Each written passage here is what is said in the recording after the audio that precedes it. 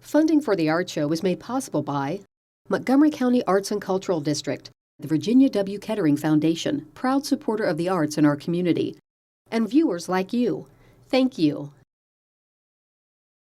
In this edition of the Art Show, meet a local theater company addressing issues that affect our society and the people in our community. What is it about us that makes us human, both the good and the bad? Witness an Ohioan become a self-taught instrument craftsman. It's like painting in the sense that it's done when there's no evidence of its doing. It has to look effortless or it's a mess. See how a sculptor captures a life hanging in the balance. For the arts here in Las Vegas, I think it's about the best it's ever been. People are going to get to know that we actually make things here in Nevada. It's all ahead on this edition of The Art Show.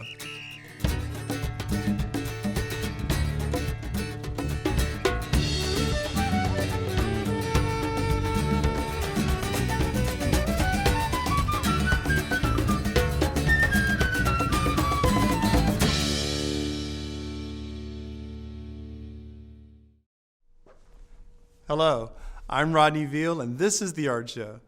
We're bringing you behind-the-scenes access to local, regional, and national artists each and every week. First up is the Human Race Theater Company. It's Dayton's professional regional theater company that presents universal themes that explore the human condition and startle us all into a renewed awareness of ourselves. I've been writing this musical for a long time, and now it's finally happening because some theater cared enough to get the music together with the choreography, together with the book and the story and the characters and the casting and the design look and the orchestrations. It's a beast. It's a complex undertaking, and very few theaters understand that. And if they do understand it, very few theaters actually are willing to make the sacrifices to do it. And Kevin and this theater have educated this entire community. They've actually made people part of the process and made them excited to see something come back in a couple of years and see where it's developed because of their support. I mean, that's a rare thing. The Human Race Theater Company, Dayton's only professional theater company, has been working with composer and lyricist David Spangler and others to bring a new country musical, Play It by Heart, to the stage. Artistically, it's the best feeling you could possibly have. When you find a theater that's willing to put the resources and feels that your product is important enough to pay to bring you all together and really work, it's like heaven for a writer. It's fairly unique. Not all theaters develop new works. There are theaters that simply produce existing works. And even among those that produce works, we are a little unique because we do provide full 2-week experience where the writers can come in and try out their work. We provide them with everything they need, a place to do it, equipment, and most of all, very talented actors so they can see it come alive and experience. And something that Dayton has is that we have a very sophisticated theater community, and so when these works are being developed and there's an opportunity to present it to an audience, they get very valuable feedback. So my experience is that they love coming here, and it's a sought-after opportunity. The type of theater that we do is very different from what the Victoria Theater brings in as the road tours. I don't want to compete with the Victoria Theater. What they bring in is wonderful, and that's great, and that serves a specific audience. We do try to complement that. We try to give the other side. Plus, our space is much more intimate. It's 212 seats. It's a 3/4 thrust, which means that the audience is only 6 rows away from what's going on the stage, which means they can't help but be more involved in the story that's going on. Creating a professional theater company was both a chance to develop Dayton talent and keep them here, and then also use them as teaching agents in area colleges, schools, and private studios. Founding member Kevin Moore has transitioned into many roles over his career with the company, most recently the artistic director. The basic job of the artistic director is to make sure that the stories that we put on stage fulfill the mission of the company, which has been to really show the human condition. What is it about us that makes us human, both the good and the bad? Part of my job is to make sure that that our audience sees theater while it's still new. I want to make sure that we do it first. I want to make sure that we work with the playwrights and the composers, and we create the shows brand new and fresh here, so that some of them originate here and then move on and go other places. The Love Theater inside the Metropolitan Arts Center is the home of the Human Race Theater Company. The shows like Play It by Heart are what Kevin calls homegrown. We hand select the properties and we build them here on site. We shop for the materials here, whether that be fabric or whether it be lumber or steel. So it's all sort of built right here. And then we cast it, we put the teams together, and then we rehearse it here. I think talented people pop up everywhere. In this case, this is a very unique thing. They have to act, they have to sing, they have to kind of dance, they have to be able to authentically deliver a country song, but also do it in a way that is acceptable within the Broadway musical theater style.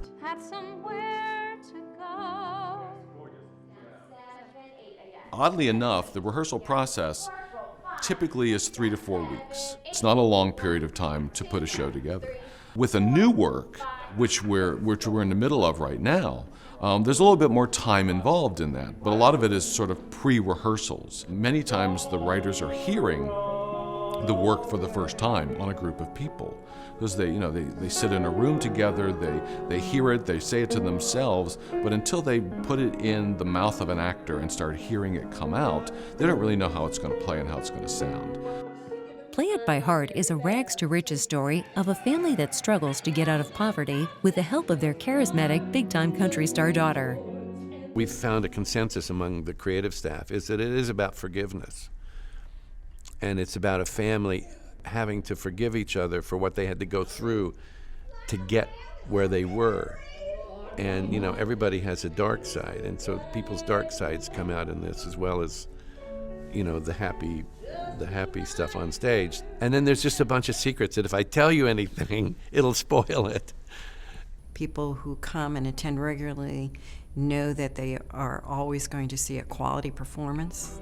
And I like the fact that I'm part of the action because this theater is so intimate. You can feel the energy. You can interact, basically, with the actors on stage simply by responding. I think it's like a cross between a church and a classroom. It's kind of what I think the theater is. You enter that atmosphere and you know that something important's going on. It's going to bring you either joy or a higher level of understanding or functioning as a human. So I think that's why Dayton supports the theater, and I think that even though they can't always talk about it, they sense the importance of an institution like this in their community, and they consider it a treasure. It's not the easiest thing in the world to be a professional theater company, but I love my job. I've been here since the beginning. It's 28 years, founding member, so I must enjoy it, or I'm just a masochist, I don't know which. This is a really talented group of actors, and for 27 seasons, the Human Race Theater Company has brought beauty, drama, and excitement to live professional theater to nearly 1 million people living in Dayton and southwestern Ohio.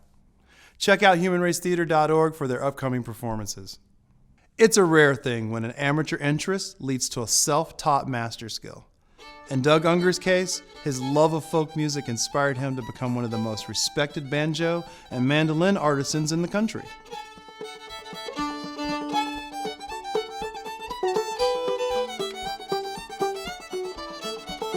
I fell in love with the banjo and traditional music and the beauty of the instrument and the beauty of the tunes, and I really wanted to play to really enjoy it, so I got my first banjo and started to learn.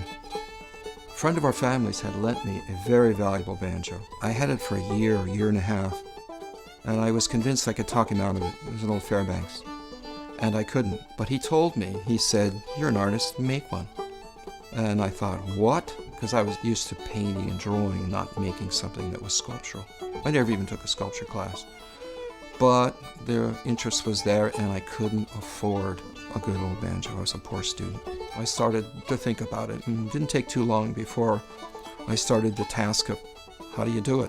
Where do you find this and where do you find that? And when I got started in it, there wasn't anybody to ask. So I had to figure it all out myself.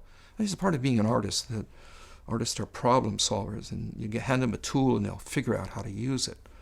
So I think it's a test of your commitment to learn something if there isn't information. So you have to, by hook or crook, trial and error, figure out how to do it. And after you do the first, you know you can do better on the second and third. The whole while I was developing an understanding of tools and materials and looking at old instruments and photographing them and measuring them and seeing differences in old banjos.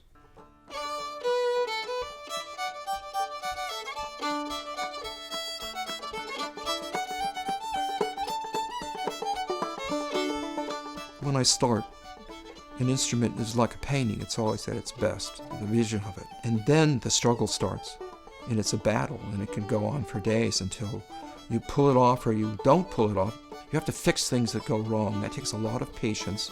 It's like a painting that gives you a hard time. It's like painting in the sense that it's done when there's no evidence of its doing. It has to look effortless or it's a mess. And I learned that from painting and apply it to instruments. Start off with some raw lumber. That could be American maple, walnut, cherry, or mahogany. I like mahogany a lot. It's a wonderful wood to work. But they all have the different characteristics. I get the wood machined. At first, there's just a lot of machinery involved. Big sanders, joinery, carpentry. And then when I get to the fingerboard and to the peghead, when the inlays start, then it gets more and more creative. The selecting of pearl, the designs, the careful drawing of it, and then the engraving of it is what I like the best. It's the most demanding and hence the most restful for me to do. I get lost in it, and the harder it is to do, the more it pulls me into it. Snail is my favorite. Mother of pearl, abalone. I use them all in various mixtures. They're cut out with a jeweler's saw and then very carefully cleaned with various needle files to get rid of any saw cut. Pencil drawing with like 4H with a needle point is how I draw on the shells. So get the designs just right. And I make templates with tracing paper. It's pretty time consuming. Some inlays can be cut out in a couple of minutes. Some can take over an hour and a half if they're very ornate and have holes in the center where you have to thread saw blades through and sand. They can be very, very time consuming. Sometimes they break. You have to start over again. Engraving is the last thing you do with an inlay, and it's basically with steel tools you plow in or etch in designs into the surface of the pearl. Pearl's very hard surface. It's a very demanding, very technically difficult process. Trying not to break the pearl in the middle. It's the hardest thing I do. Then you apply ink to the surface, just flood it in with a toothpick I use, and then you let the ink dry, and then you take some very fine sandpaper. Well, you hold your breath and sand it off and hope that it looks like you want it to. You look at it and you can scratch away a little bit at it and fuss with it, but hopefully it works.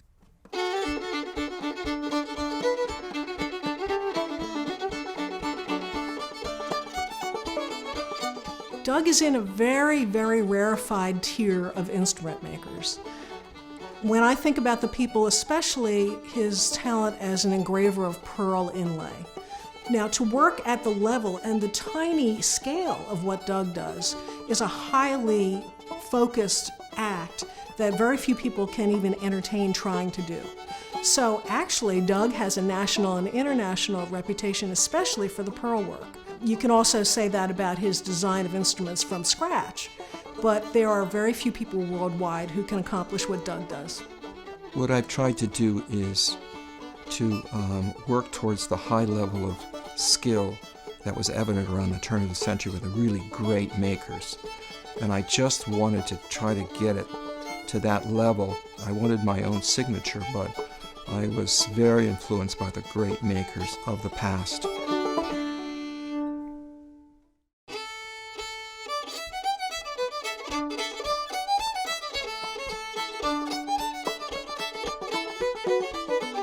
There is a value that Doug has that we share, which is that you don't just become a solo artist. You are obliged to share your art within your community. So it makes all the sense in the world for Doug to be the person who is not content to only perfect his own skills, but to want to transmit that toward the future. Mark's probably my favorite apprentice. I've known him for a long time. I've known him as a wonderful fiddler, and we played music together, and then he was interested in the banjo and would start to sound me out about how you do this and how you do that, and I think eventually we decided we would do an apprenticeship program, and I took him through kind of a set program on procedures and how to do this and how to do that, and his skills just skyrocketed. I think the most important thing that Doug has taught me is that you can have an artistic freedom within a traditional framework. Even though we work within this traditional medium, we can change things, we can alter things, because we do have artistic freedom within what we do. Doug's instruments, they are rare, and you're getting all those years of thought and training in one instrument. So of course people want them because they know that the end result is going to be a beautiful instrument with unbelievable sound qualities and unbelievable amount of artistry in them. You've heard the cliche, something being breathtaking. That's what Doug's work is. You can see a picture of it and you can say, boy, that's fine work. But when you really see it and you hold it in your hand, it looks alive. We need to stay connected to our traditions, our occupations, our memory. When we lose that, we've lost a lot of information about who we are as Ohioans. That's why the people who work in traditional arts bring to the future important parts of our history that we do not want to see erode. Making that perfect banjo, the one that I'm going to live with and not sell. One that's going to be beautiful, that's going to sound great, and when I get a chance to play it, like behind Mark on the fiddle, what does it do? How does it sound? How does it feel? All that work by yourself, quietly working away at something that's very hard to do, is amazingly rewarding when you get to play it behind a fiddler. It's always about the music in the end. The craft is always about the music. It leads to the beauty of the tune, the beauty of the music.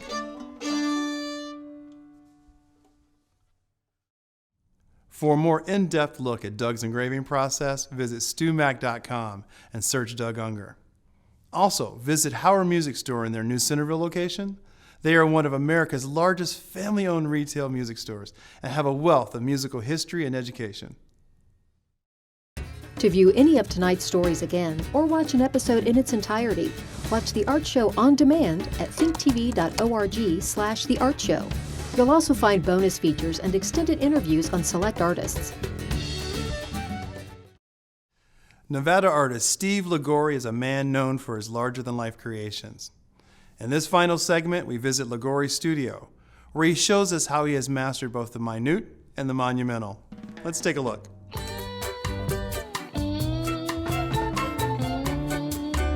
My name is Stephen Ligori, and I'm an artist. I've lived here in Las Vegas for all my life, 51 years. I did two monuments, the only two monuments for the Centennial Las Vegas, Nevada. One was to honor Mary Dutton, who was a cart farmer. I used to play in the park that was adjacent to her house when I was a kid. She owned all this property from like right close to Las Vegas Boulevard. She owned Charleston and really close to Maryland Parkway. So a big section of land. And then I did one for Irene Dunn, who was a film actress, and she gave Circle Park to the city of Las Vegas.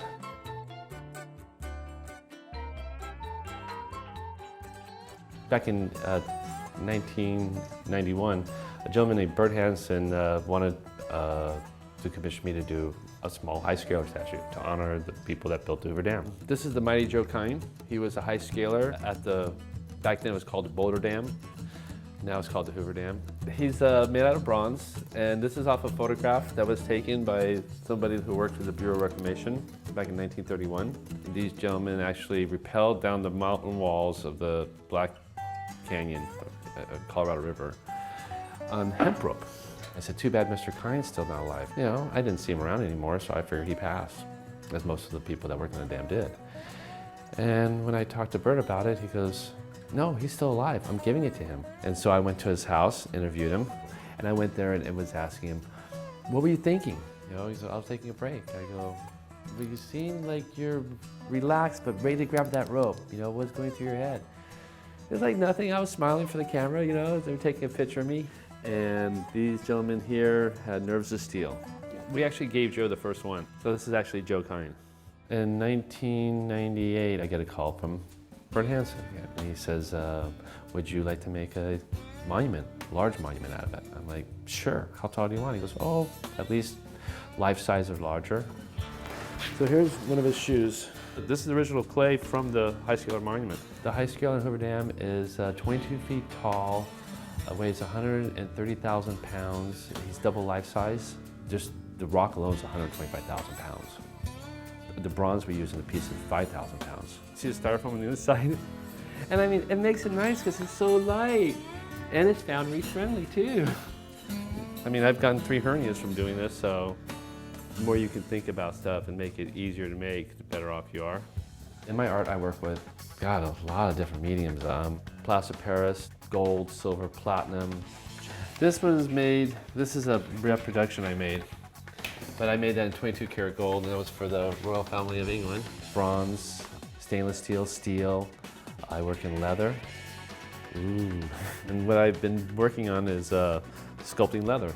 And this is actually hand-tooled leather that we can make it into just about anything, any image I could sculpt. I had a hernia and I was down for a bit, and so I figured, well, you know, let me play with this. And I started playing with it and just, you know, seeing how it would come out. And this is pigskin on the back and then calfskin, and it got better and better and better results. And now I can make an image real small and detailed where the limits of the leather are pushed to the maximum right before it tears, you know, so some pieces I still tear.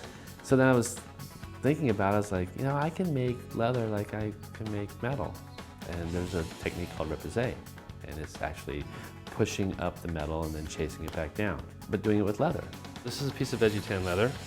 It's got no stain, no color, no dye, nothing on it. And I'm gonna take it and make a eagle out of it. Here I'm doing something that's still sculpture, and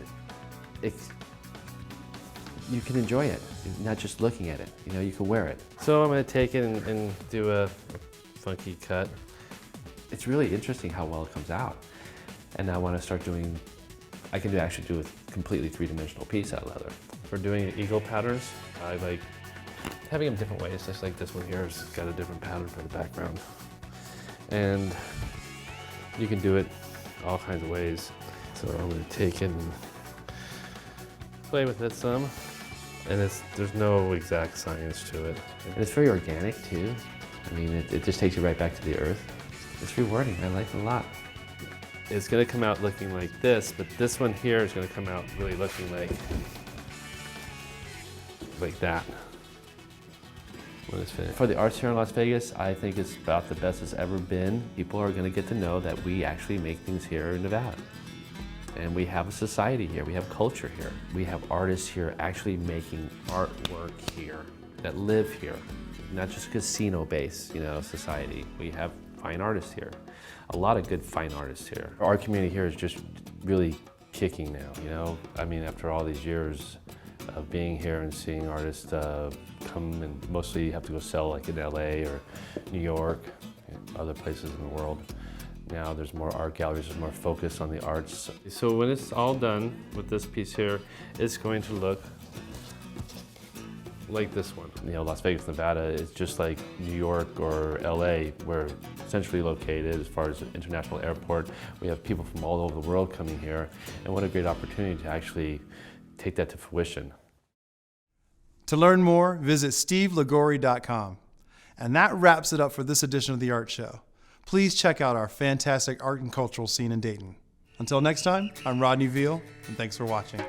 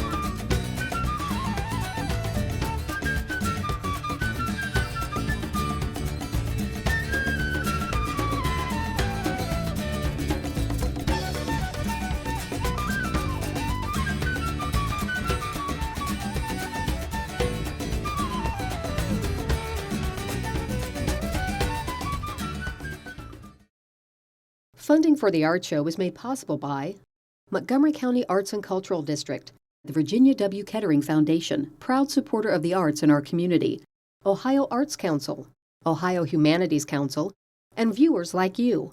Thank you.